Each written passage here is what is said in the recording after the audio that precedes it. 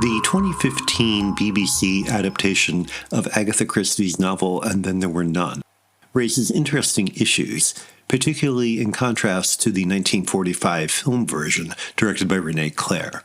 The central question is not so much the degree of fidelity to the original as it is what the emphases say about the motivation for any adaptation.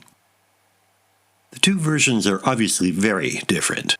Clair's film takes the usual approach to cozy detective fiction by treating murder as an intellectual game in which the viewer, or reader, plays cat and mouse with the storyteller. The tone is light and playful. Any suspense or danger is trimly contained within well-mannered expectations. The BBC version, on the other hand, is a slowly moving, brooding, repetitive exercise in dread.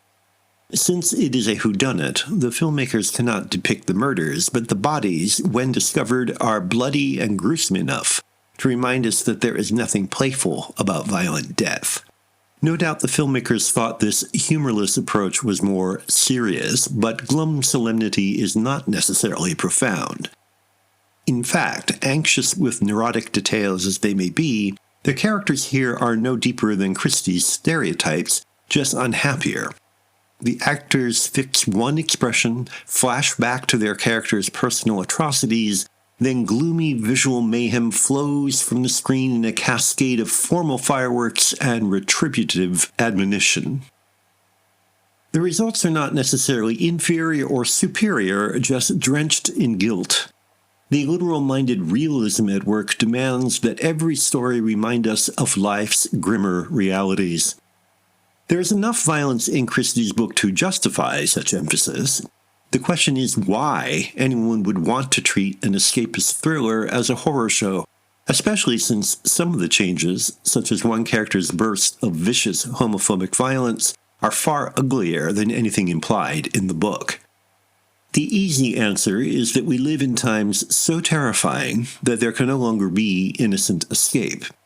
The sanctimonious one is that we should be forced to recognize the suffering of others even if they are fictional. Both explanations overlook that Christie wrote her book just before the outbreak of World War II, and Clair made his film just at the end of it, so it is difficult to claim that our times are markedly more horrifying. The better answer may be that people want to be horrified in a masochistic expiation of guilt. Superficial psychology allows people to wallow in sordid details and thereby believe they are confronting some unpleasant truth while still conveniently evading their own hypocrisies and misdeeds. When the final four survivors indulge in a booze and coke bacchanal, for example, it's as if a list of contemporary vices is being checked off, while also providing the viewer the pleasure of smug recognition. Making the implicit explicit, however, merely substitutes specious sophistication for insight. It's psychology dressing up formulaic fiction, pop culture longing for the abyss.